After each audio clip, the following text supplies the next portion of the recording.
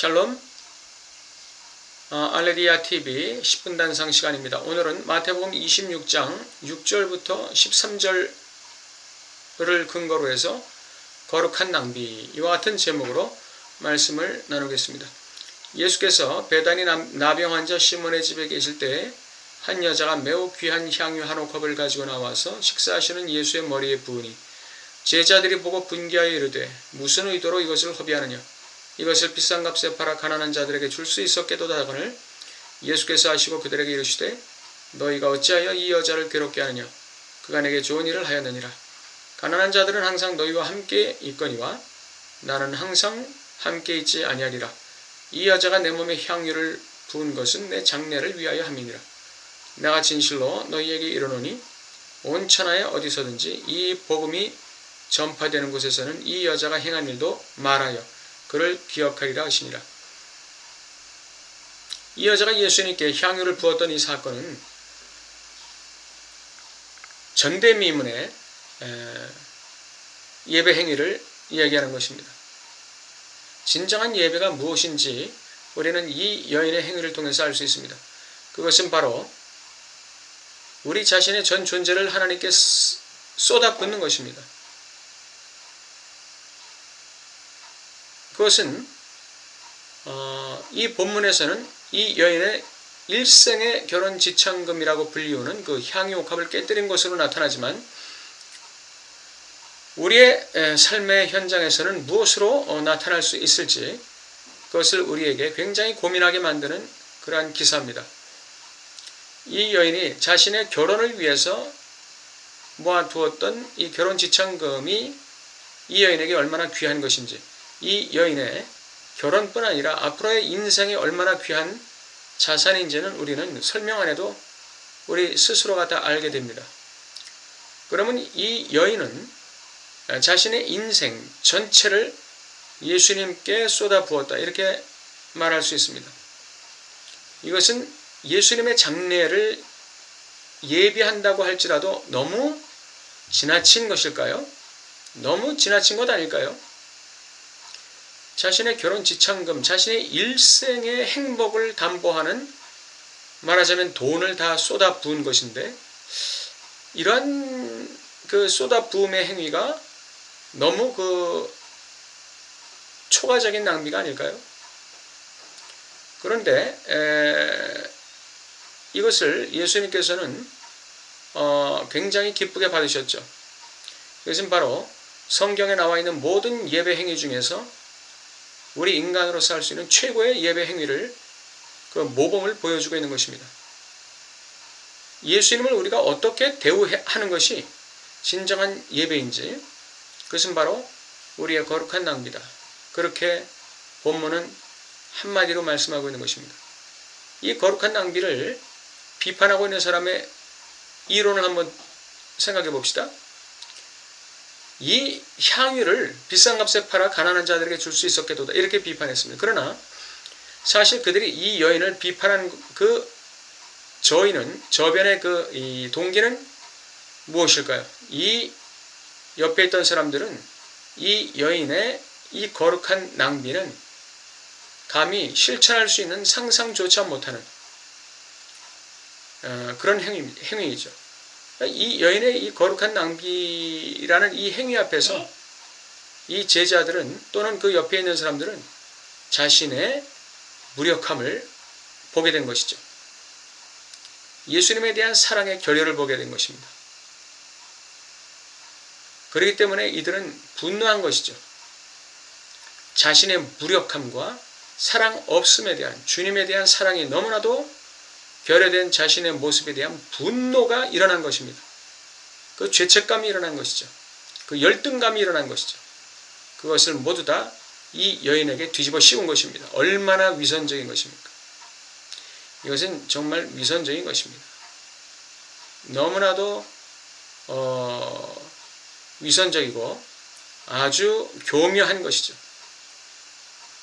우리는 이 여인의 거룩한 낭비에서 진정한 예배의 본질을 볼 수 있습니다. 둘째로 예수님은 이 거룩한 낭비를 받기를 기뻐하셨다는 사실입니다. 예수님은 정말 외로우셨죠. 십자가를 앞에 두고 굉장히 외로우셨습니다. 그런데 예수님께서 십자가를 질 가치가 있다고 여기신 그 유일한 사건이 바로 이 여인의 옥합을 깨뜨린 사건입니다. 예수님이 이 여인이 옥합을 깨뜨리지 않아도 얼마든지 십자가를 지실 수 있는 의지와 능력이 있으셨어요. 그럼에도 불구하고 예수님께서 이 여인의 전 일생을 받으신 것은 어떻게 보면 예수님이 너무 인정 없이 행하신 것이 아닐까요? 이 여인의 향유를 받으신 예수님은 이 여인의 결혼을 위해서 필요한 돈을 오히려 돌려주셨어야 마땅하지 않을까요? 그래, 내가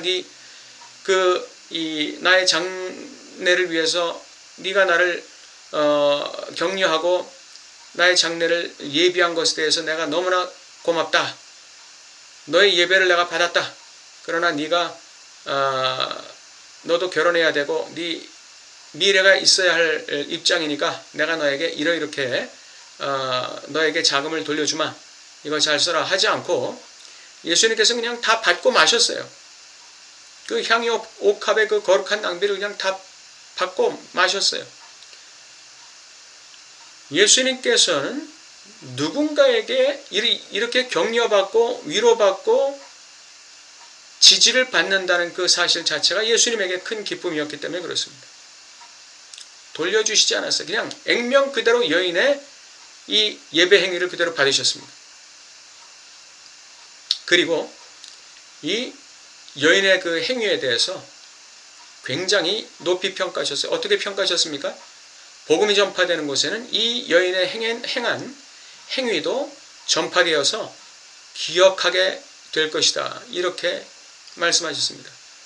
이러한 그 인간의 행위가 예수님의 복음과 같은 위상으로 격상된 예는 성경 구약 신약을 통해서 이 여인의 행위밖에는 없습니다.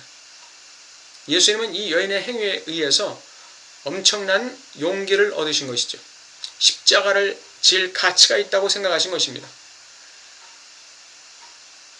우리가 어떤 위기에 빠진 사람 혹은 곤경에 처한 사람에게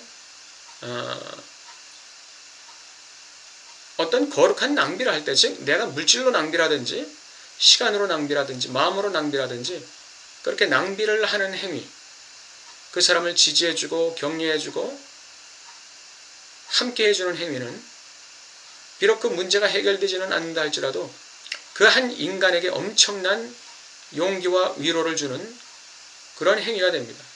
삶에 용기를 주고 살 가치가 있다는 생각을 하게 되는 것이죠. 그리고 그 희생을 받은 사람은 일평생 자기를 격려하고 지지했던, 자기 인생의 위기 때 자기를 지지했던 그 사람의 행위를 만나는 사람들에게 다 이야기하게 되는 것입니다. 우리의 일생에 그러한 은혜가 있기를 바랍니다. 마지막으로 이 여인의 거룩한 낭비, 우리 인간이 하기가 너무나 힘들다고 생각하실 수도 있겠죠. 그러나 우리가 다시 한번 생각해 볼 때 이 거룩한 낭비의 최초의 주인공이 누구라고 생각하십니까? 그것은 바로 하나님이시죠.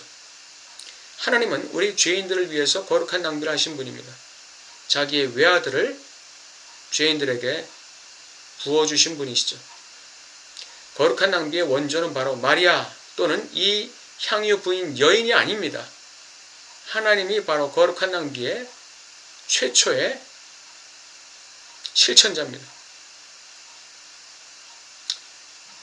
나 같은 못난 인간을 위해서 예수님을 그냥 부어주신 것이죠. 우리가 어떤 거룩한 낭비를 하고 있다고 생각할 때, 누군가를 위해서 선한 일을 하는데 너무 지나치게 우리가 희생했다고 생각할 때가 혹시 있을지 모르겠어요.